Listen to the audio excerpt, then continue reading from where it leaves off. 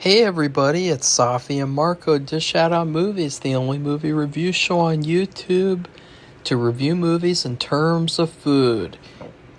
It's just Marco here once again, and I just finished watching one of the stupidest movies that I've seen so far this year, and that movie is Argylle. This is...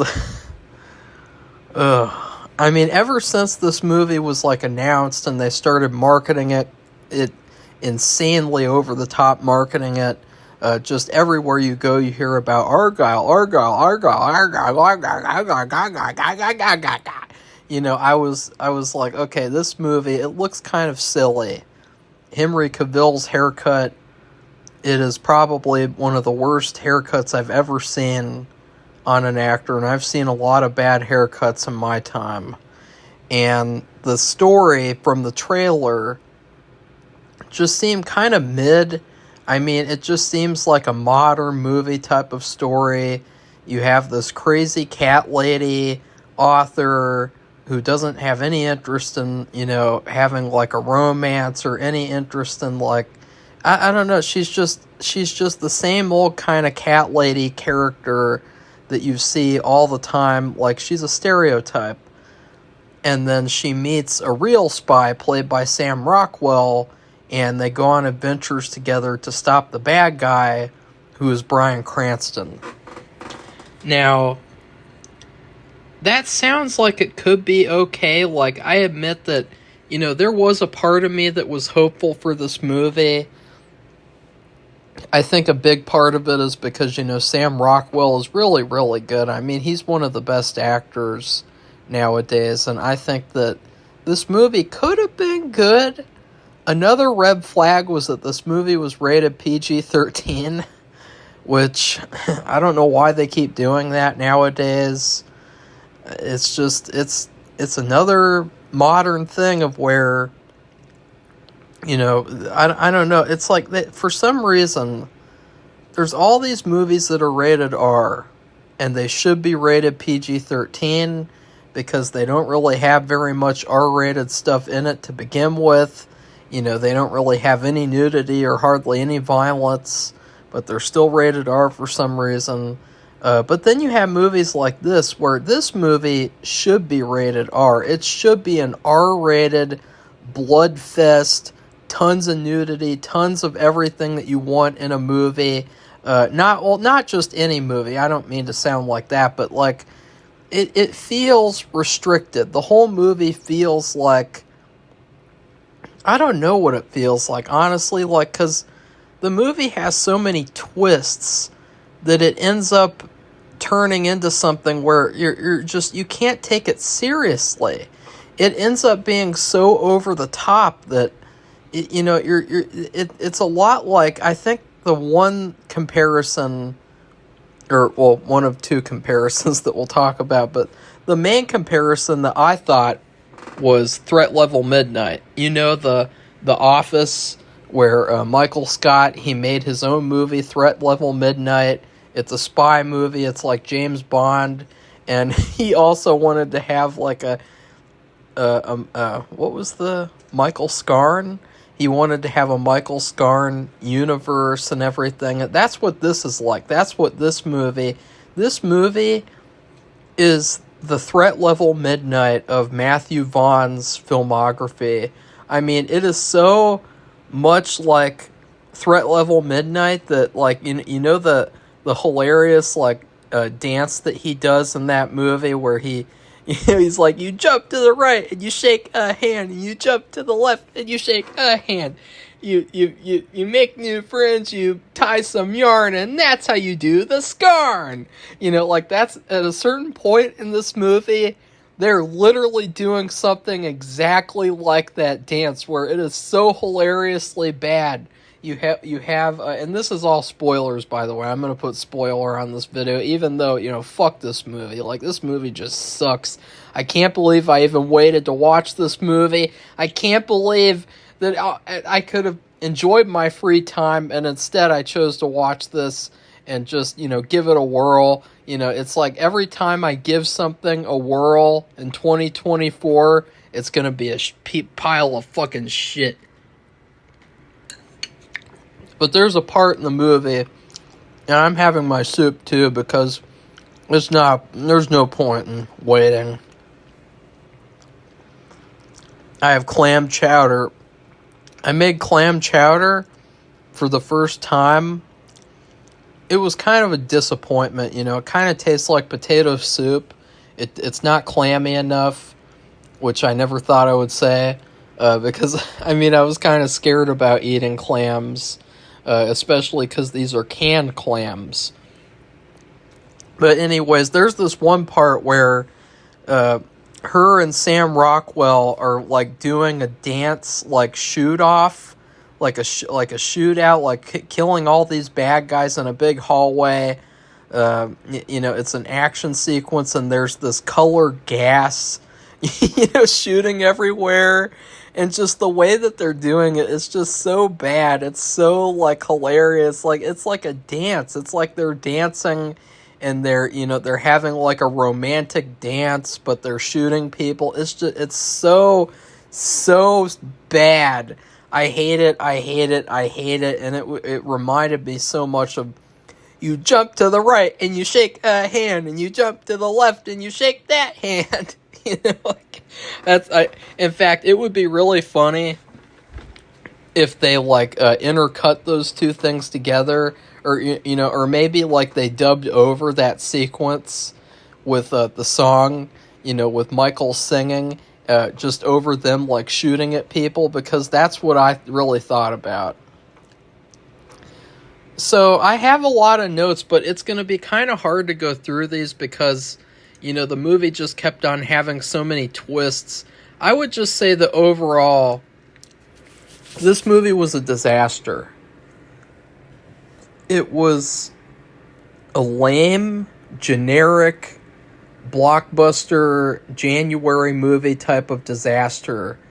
There's a big focus on, you know, having this cast to where they can market the movie. They can say, oh, look, this new movie has these key actors in it, and you've heard of these key actors before, right? Oh, then you will like to see the movie that has also these genres that you like. But then there's not an actual focus on storytelling, on telling a good story with good characters. That's all thrown out the window. I mean, there are kernels of good concepts in this movie. I think that both of them belonged in separate movies, though. They belonged in separate movies, because, like, one of them sounded like it could have been an okay movie, I guess, if it was done well. And then the other one did, too. But they mix them together, and the movie is just so jumbled and messy. Like, it's very, very consistently, like, it's on a path from the beginning until, like, the hour point. But then after that, it just goes it just goes up and down and up and down and up and down, and it just it just was not good. I struggle to talk about this movie too, because it's so generic, and it's so, like, been there, done that. Like, I've seen this movie a million times. I've seen this type of and I'm just so sick of these types of movies where they have all these big name actors, and they have a really generic plot with a MacGuffin, you know, an object that all the characters are trying to get. And everyone's jokey and making a ton of jokes, and there's all this, like, unnecessary comedy, and just everything isn't taken seriously. And, like, I think that a big problem with movies nowadays is that they don't take things seriously. They think that everything is a joke. They struggle to take things seriously, and they struggle to be like, oh, oh, this funny, stupid, dumb spy movie? Oh, well, that's just a big joke, isn't it? Yeah, we're gonna make this stupid movie about the stupid spies and stuff. You know, like, they're not into this material. they're not invested into the material like they were back in the day, where you had these, brilliant movies that would come out, these classic, amazing movies where they would take these concepts extremely seriously, like Die Hard. Die Hard obviously has a lot of comedy in it, a lot of comedic moments, but they took that movie really seriously. That was a serious story setup. That the villain, he was a scary villain, Hans Landa, or wait, was that him? I can't remember because I've only seen that movie once. So, but they took that seriously, and nowadays, they just make a movie like Argylle where everything is a joke. There's no stakes. People can just be brought back to life at the drop of a hat for some stupid twist. And it sucks. And, the main character, she starts off as this crazy cat lady. Basically, the polar opposite, and this is how little I care about this movie. I'm going to eat while I'm reviewing. Never done this before. I'll never do it again, but tonight's a different night. I'll do whatever the fuck I want.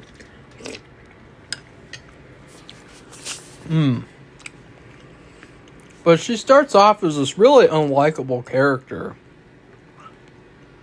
She's like, I have a hot date tonight, when she's sitting at home with her cat. And she's just really not the type of character that you're excited about watching in a movie.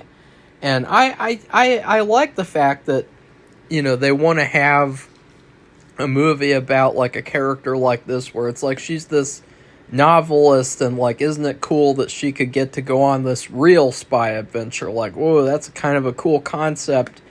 But it's just too unrealistic, and it's too jokey and too silly.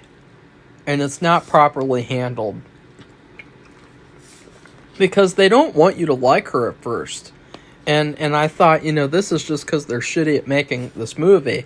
But they don't want you to like her because this isn't even who she is for real. She's Agent Argylle, which is the stupidest thing I've ever heard.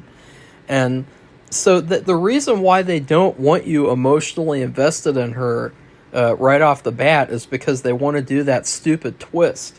And I think that was a huge mistake, because it would have been a lot more interesting if you were emotionally invested in her in the beginning, and then you find out she's the different person, and then you're like, oh shit, and then you have to, rethink things, and, you're still invested in her, but, it's never a good idea to make a movie and to not emotionally invest the audience into characters from the very beginning. And I'm going to use another movie in Matthew Vaughn's catalog, which is Kick-Ass. Kick-Ass starts off the movie, you got the main character, Dave Lazuski, and his friends, and from the very beginning of the movie, he gets like 30 minutes of just setting up the story and setting up his character and him wanting to become a superhero, and why hasn't anyone tried to do this before? And you're really invested in his character. You're invested in, he doesn't have a mom. The friends at school, he's got the girl that he likes, but she doesn't really like him, and so you're really, really into that character. Whereas in this movie, you have Bryce Dallas Howard, which, she has probably got the best ass in Hollywood. And this movie really didn't display that enough. And I really think that if they had done that, this movie easily would have been a 5 out of 5. So, I mean, that's another issue of this movie, is that, like, I'm really getting sick and tired of Hollywood, like, not, like, showing the true, like, natural beauty of these really amazingly talented actresses like Bryce Dallas Howard, because she's one of a kind. she's a unicorn of an actress. She's a very talented actress as well. And I think that that would have benefited this movie, though, if they would have had one shot or two shots or something, because people like that. I mean, sex sells. That's a big part of a good movie sometimes, is that, you know, even like the shittiest movie, if the shittiest movie in the world, if it has a great shot where, like, you know, like in Suicide Squad, where Margot Robbie breaks open the glass window and then she bends over to pick up the necklace, like, you know, that shot is a great shot. And if you had had a shot like that in this movie, it would have made me like the movie more. Instead of building up this really unlikable character who, you know, she's just a cat lady and she's really irritating and just, ugh. And her wardrobe, too. Her wardrobe's really ugly. And then she changes it up near the end of the movie. She puts on this yellow dress and it really compliments her boobs. And still, I didn't like that wardrobe either. It just, I don't know, I didn't like it. I mean, it wasn't very functional.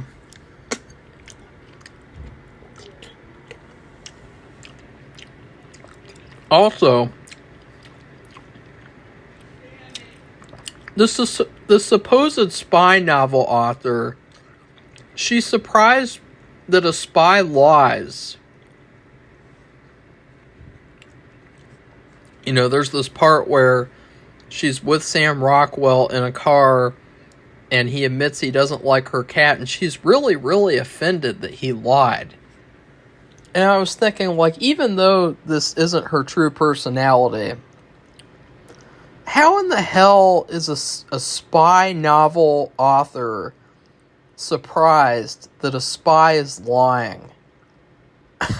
I mean, it's just so ridiculous and so stupid, like, because she's written all these books, she knows what this stuff is like, you know, she's done a ton of research, I guess. I mean, you know, there's so many plot conveniences in this movie, too, because, like, they say that, like, she wrote these books all from these journals or something, and they helped her write the stories, but, you know, wouldn't she have also done research and stuff like that? So she would know that spies lie, and she would know a lot of these things that she pretends like she doesn't know. And the real reason that she's pretending that she doesn't know is because the movie makers think that the audience is so stupid that the audience needs to be walked through this like a child. And I'm getting really sick of those types of movies too. You know, those movies where the audience, instead of allowing them to put two and two together themselves, they have to walk us through every little detail of what goes on, like we're children, and, you know, they have to, you know, lecture us about, like, this is how you do this, this is what happens here with this, and it's like, what the fuck is up with that, you know?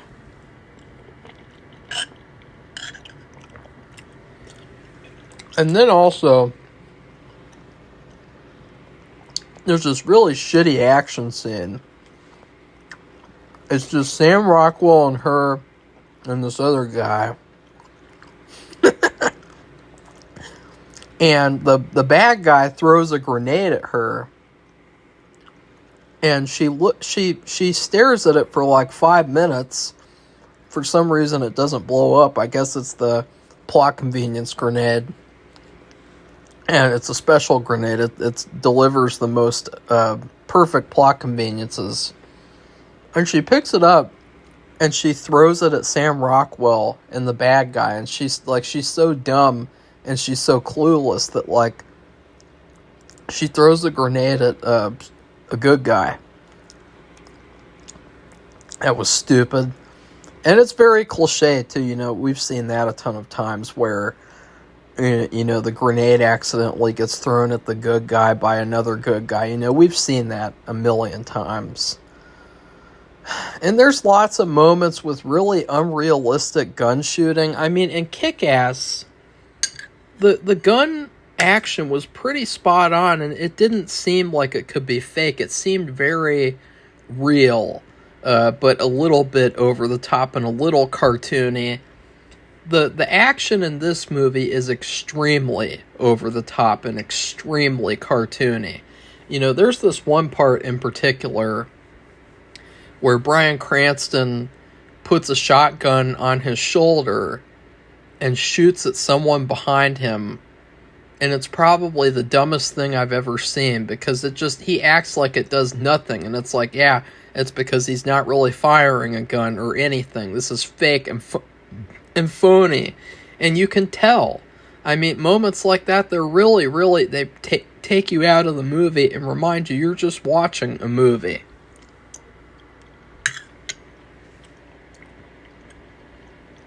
And then also, there's this part where Sam Rockwell, he's got to fight these bad guys in a hallway. And instead of seeing him shoot and kill these bad guys and battle them, guess what happens? He kills one bad guy, and then Bryce Dallas Howard stands there and wonders if she should stomp on this guy's head or not. And I just think this is a perfect example that you could point to of why modern movies suck. Is because instead of seeing the cool action sequence with Sam Rockwell, you know, the actual spy, instead of seeing that, we watch this woman stand there and wonder if she should stomp on a guy's head or not. You guys see what I'm saying? Like, if she was the spy and he was the regular guy, it would be the same type of thing where that's not what I meant to say. What I meant to say was, if she was the spy, they would have showed her. They wouldn't have focused on him. You know what I'm saying? Like, that's a big problem nowadays, you know, and it's really, really bad. It's like, that whole sequence was a joke, and they turned it into a joke, too, where it's like, oh, she's too scared, isn't that funny? She's too scared to stomp on the guy's head, and then, of course, he's conveniently the only bad guy who isn't dead yet, and so he gets up and almost kills them, and then Sam Rockwell has to stomp on his head. And it's like, oh, isn't that convenient that the one guy that she was supposed to stomp on is the guy that wakes up? It's like, it's so predictable and lame.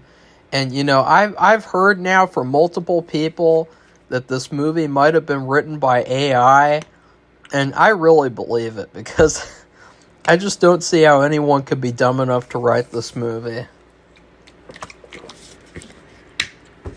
And then also, now this criticism doesn't really apply, but it applied when we didn't know that she was a spy yet. So at a certain point, Sam Rockwell actually starts to really flatter her and compliment her and say, you're not a half bad spy at all, and you're a really great writer. Keep in mind, at this point, she was not a badass spy. She was just a famous writer who has gotten entangled into this mission and stuff like that. She's not a great spy. And he was lying at the time, too, a little bit, because then he says he's really irritated with her, but this demonstrates another difference with another Matthew Vaughn movie. In Kick-Ass, Big Daddy and Hit Girl, when they interact with him and they go out with him on that one, no, they don't go out with him. They save him from that one encounter, and then they see him fight the guys online as well. When they meet up with him, they don't stand there and just say oh wow, you were really great, Kick-Ass, you know, you're not so bad after all, you're good, you're really good. No, they say they treat it like he's just a loser. They think he's a piece of shit. They think he's an idiot. And so that's another thing too. It's like, this main character, even though that she hasn't done really anything of note yet, she's being given all these compliments, like she's so special and she's so much better than everyone else. And at this point, I was like, yeah, of course, because, that's where we are in 2024. This character, she's not it. And then there's also this weird running thread in the movie that it pays off. At this point, I was like, WTF is going on? But there's this weird thing where the main character keeps on imagining herself as Argylle. So she thinks that she's Argylle, like when she sees herself in the mirror, and then she sees Argylle when she looks at Sam Rockwell doing all the action sequences. And I thought, this raises some pretty weird questions. Because you think, like, when she showers, does she picture herself as Argylle showering? Like when she's doing the little doodah, in her alone time, just, doing the do-do-do-ba-da-ba-da-ba. When she's doing that, you know what I mean. Like, when she's doing that, is she imagining that she's Argylle? Like, it raises some pretty weird questions. And then there's so many twists, like the main girl's parents, they're both the bad guys. And at this point, too, I thought, this is obviously because it's symbolic, because, they both want her to meet a guy instead of being a crazy cat lady. So I figured, the writer, they wanted to make the parents the bad guys because they don't support her being the cat lady. But, this was before I knew the rest of it. And then, I don't know if anything else is really worth mentioning from this point, because there's so many stupid twists. I don't know. I really don't know. I'm really starting to question, like, what they're even doing with movies anymore. I mean, this movie was a huge waste of money. What they should have done, which they probably would never do because it's too much of an investment. It's too risky. It's too hard to do this. It's like, we gotta have a safe bet here and have all these actors. We have to have 20 good actors. We can't just have 5 really popular ones and then all the rest of the cast are unknowns. No, we can't do that. Everyone has to be someone that you've seen before somewhere. Well, what they should have done was they should have split the cast in half, okay? You have one movie, and not in the same series, by the way. 2 different stories, 2 different franchises. You have one movie where you have Bryce Dallas Howard, Sam Rockwell, Bryan Cranston, whatever. And then you have the other movie where you have Henry Cavill, Sophia Boutella, Samuel L. Jackson. You split the cast in half, because then maybe, I don't know, maybe the focus will be on storytelling instead of like, oh look, there's that actor that you know. Oh look, there's that actor that you know. And then also I had to wonder too, where was the real family of the main character Ellie? Because it's revealed she's actually Rachel Kyle, a badass spy agent, and of course she's a strong badass spy. There's nothing about her real family. Like when she got into this accident and she got changed into Ellie, where was her family? Why wasn't her real family ever informed? Like, even if both of her parents conveniently died, wasn't there a brother or a sister or a cousin or something that, someone that they could have informed?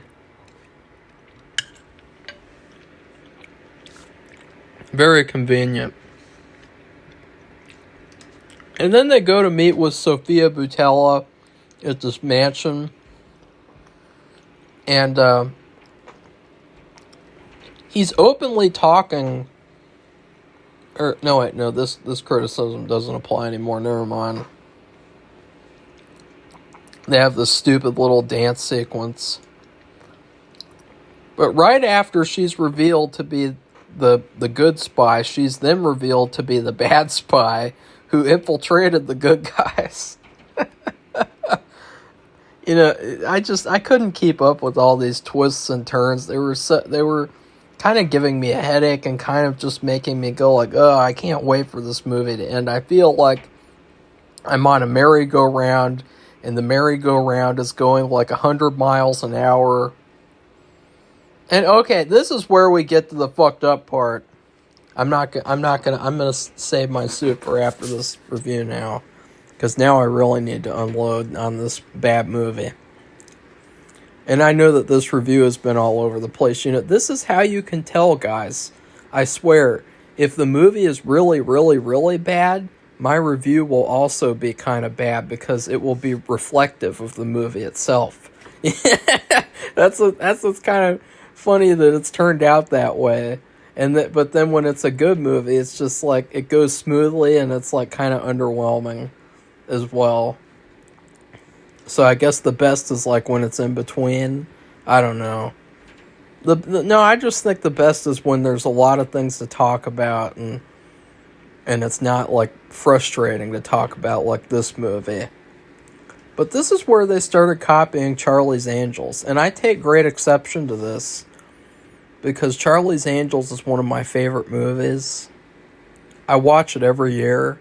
I watched it twice last summer when I was really, really sick, and it made me feel a lot better watching that movie.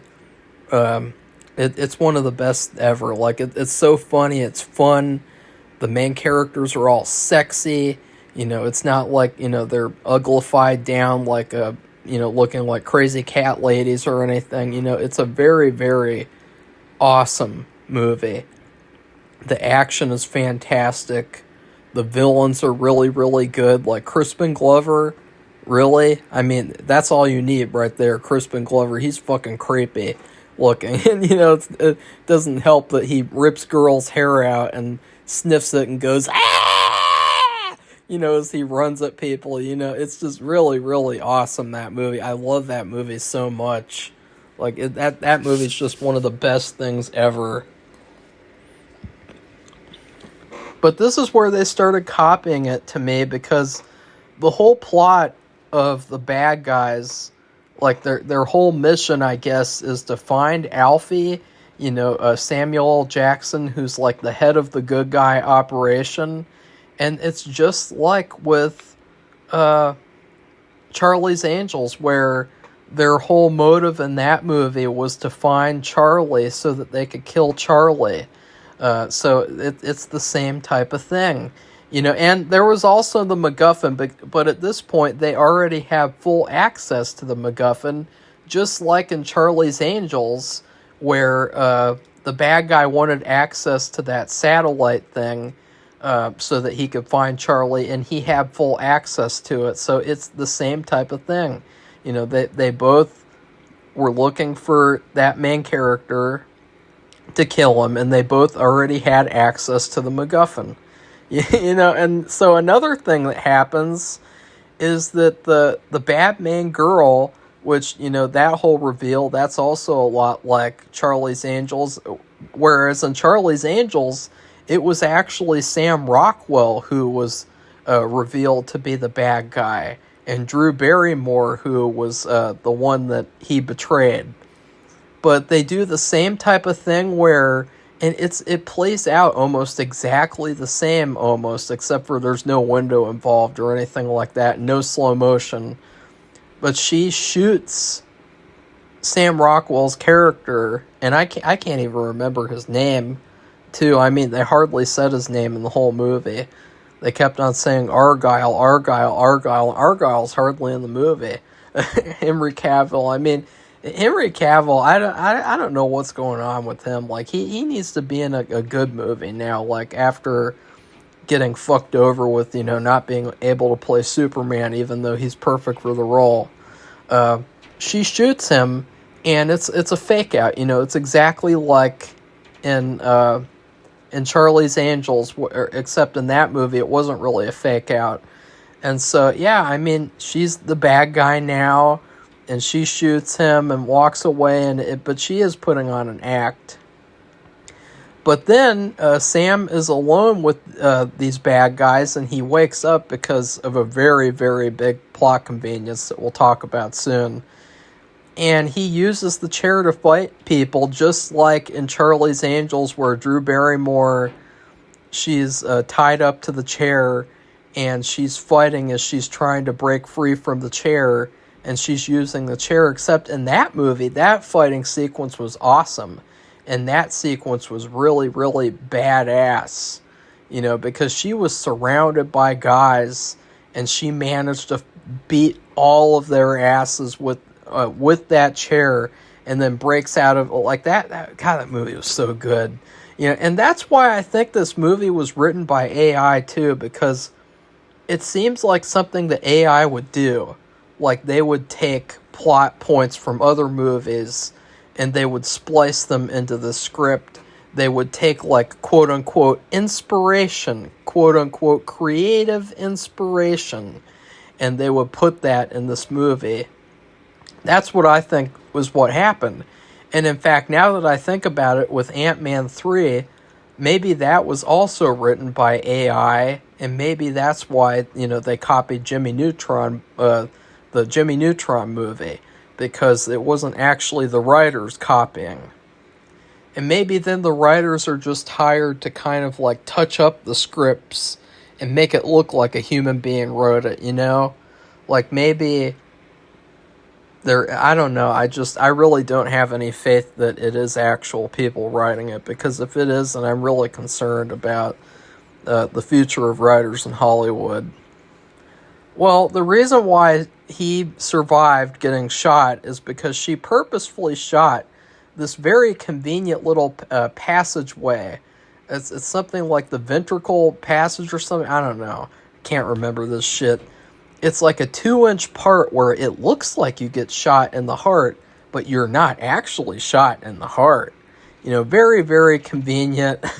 Very, very silly. And then you have the whole dancing sequence. It looks like a music video, this action sequence. And what makes it worse is that she has her cat in her backpack, and the cat's looking out the back of the backpack the whole time. And, it's like, oh, isn't that cute? But the whole time I was just thinking, like, how is that backpack bulletproof? Because if that backpack isn't bulletproof, then these people are very lucky that they're not shooting at the backpack and killing the cat. And also just the fact that she's still wearing this dress that, it is a very nice dress on her for various reasons, but like I don't like that yellow color, and nah. But she's wearing it, and why is she not getting shot? Like, why are they not able to shoot her at all?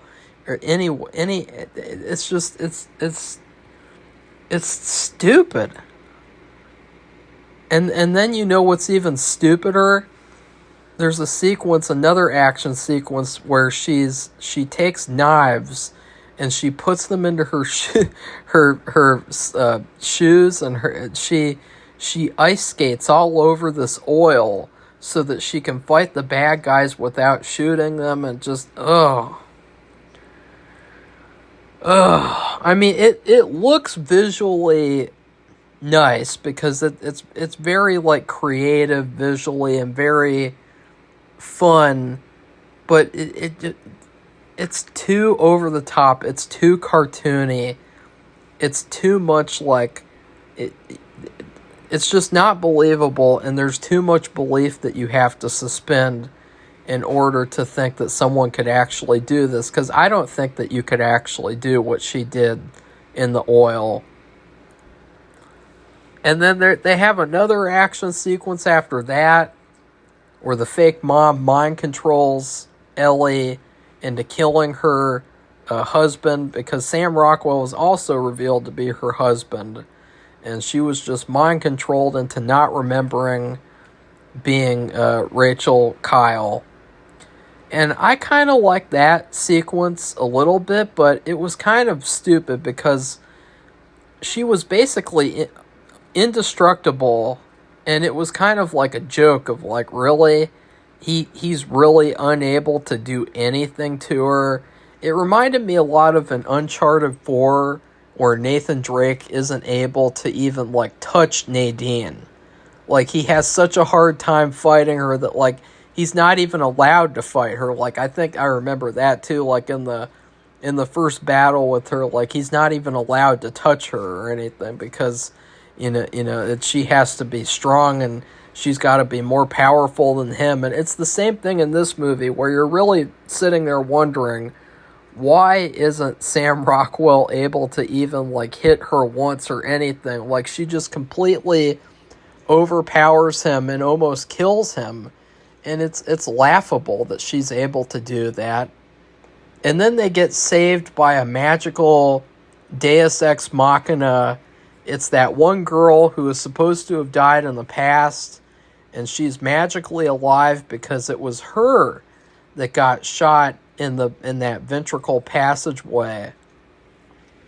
And she came back to life, and she was the secret fan who suggested doing that to bring her fake character back in the next book. Like, really, really stupid, very jumbled ideas there. And yeah, I don't know what they were thinking with this movie, guys. Like, this movie lacked balls. It lacked just it should have been taken more seriously.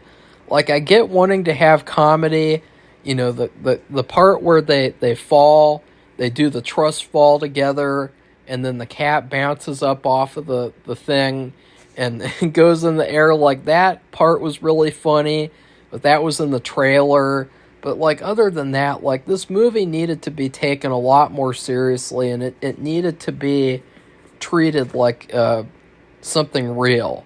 Because even in a movie like, The Wrecking Crew, a movie that I just reviewed last year, a spy comedy movie, there was a lot of stuff in that movie that you could take seriously, in terms of like, you didn't completely have to turn off your brain and just pretend like, all this stuff is really, really stupid and cartoony and doesn't make sense, but I'm just going to pretend like it's happening. I'm going to turn off my brain. You don't have to do that in The Wrecking Crew.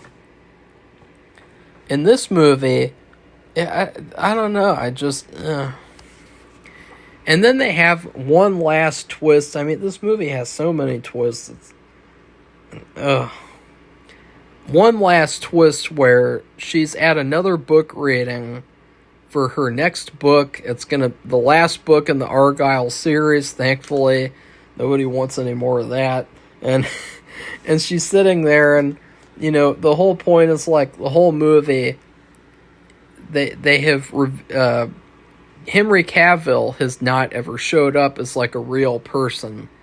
He's just a fictional character, and he's also a representation of her subconscious, of who she really is. I just rolled my eyes there. Well, at the end of this movie, he shows up in the audience, and so he is a real person, but he's another person who hasn't been revealed yet, and he has like an even stupider haircut. Ugh. Like, I'm really disappointed by this movie. I really, really thought, based on the trailer, even though I was really getting sick of the movie, because I was seeing so many trailers and so many advertisements, I was thinking, this trailer looks like this movie's obviously going to be very good. But just like every other movie that comes out nowadays, you can't really be optimistic about a movie being good anymore, because movies have gotten so bad, and they've gotten so childish and silly, and just to the point of where you think, like, I'd much rather watch like a movie from the 30s or the 40s Because at least, even if the movie's bad, you know, like, even though The Hunchback of Notre Dame, the movie that we watched today, even though that movie was bad, at least they took it seriously. At least they didn't treat the audience like we're children. And at least the whole movie didn't rely on, like, oh, look, all these actors in this movie are people that you know, so you obviously will like this movie. You know, like, no, that movie was trying to tell a story, even though it was a piece of crap, that Hunchback of Notre Dame. So, yeah, I'm really... I did not like this movie. I did like a couple of things about it, though, and I mentioned those briefly, very briefly. One thing that I didn't really say, I don't think, is that I really loved Sam Rockwell in the movie. Even though the movie was bad, he was the one part of it that really shined. He really stood out to me as, like, he's perfect. I mean... It's too bad that he didn't get a better movie so that it could have been turned into a good series. Because he's perfect. So, and then also, please never, ever, ever give Henry Cavill these haircuts again. Because you think the haircut that he has as Argyle's bad? Well, just wait until you see the haircut he has at the end of the movie. It's just as bad. And so my food review is, you know, there was this one time where I tasked Safi with getting me some Turkey Hill vanilla ice cream at Kroger. Because I really love Turkey Hill ice cream. Turkey Hill is my favorite ice cream brand. It's not a sponsor of this video, but I wish it was because I really love their ice cream.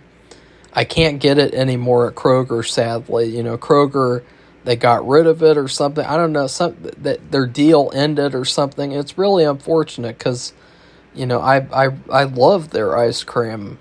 But there was this one time where Safi got accidentally dairy-free, sugar-free vanilla ice cream.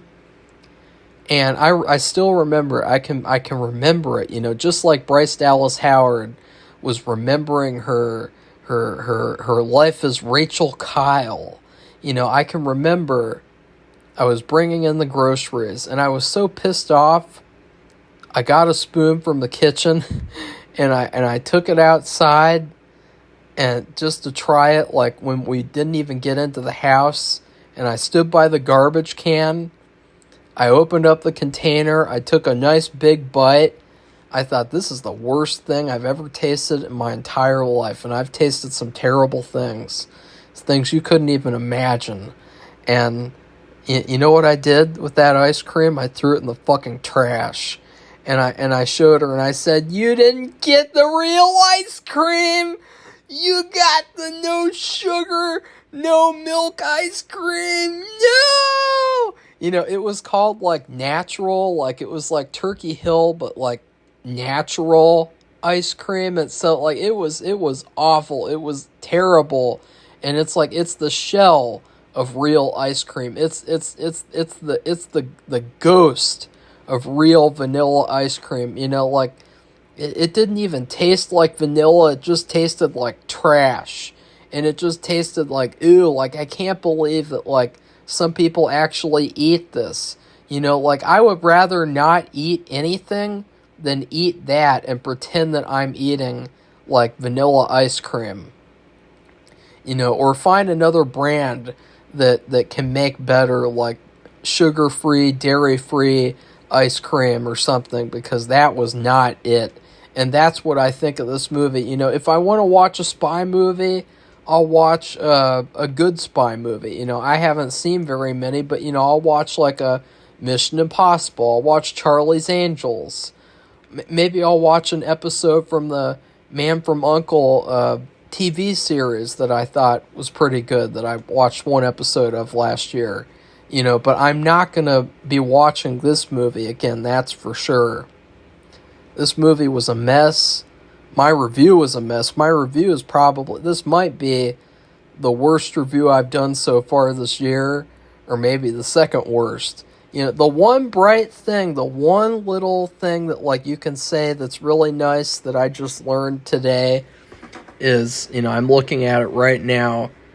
You guys know the Netflix show Ratched, where they ruined Nurse Ratched from One Flew Over the Cuckoo's Nest, and they turned her into a lesbian? Well, that series has been canceled after that one season, so I am very thankful that they canceled that giant piece of shit. But what did you expect, guys? You know, like, Netflix, they cancel everything. Like, you shouldn't even watch any Netflix shows because, you know, they don't let TV shows be actual TV shows. You know, they release every episode all in one day, which that's antithetical to television. And then also, they cancel everything. So, but it's good that they canceled that. Nobody wanted that. I mean, Crybaby is not Nurse Ratched in any way, shape, or form. She can be Nurse Crybaby, and do that show. Then again, that's not gonna work either, probably. Just like Argylle. I mean, you know, this movie's gonna be meme material for sure. You know, like in a year or 2 years, 3 years, however long it takes, instead of using like a movie like Ghostbusters 2016 is the butt of all movie jokes, they're going to be using Argylle. You know, there's just something about it, like something about the title, Argylle, and just something about Henry Cavill's haircut, and just it's really bad. You know, it's like AI wrote this movie. I really think it's possible. I really hope that a real human person didn't come up with these ideas, because that would make it even worse. I really hope that's... But whatever. So please like this video and comment. You know, I apologize because this review was bad. It's really late. You know, I've done a lot today, and, you know, I don't like doing 2 reviews in one day, but I just wanted to get it over with. And then, please subscribe to our channel if you'd like to see more honest reviews, because I'll watch them, and I'll be honest, even though it pains me to have to watch these bad movies. It pains me to have to, you know, subject myself to this trash. I will honestly review it, and I will tell you guys what worked and what didn't work, and why this movie failed. Because this movie failed really badly, and it deserved to fail. So goodbye, everybody. See you soon.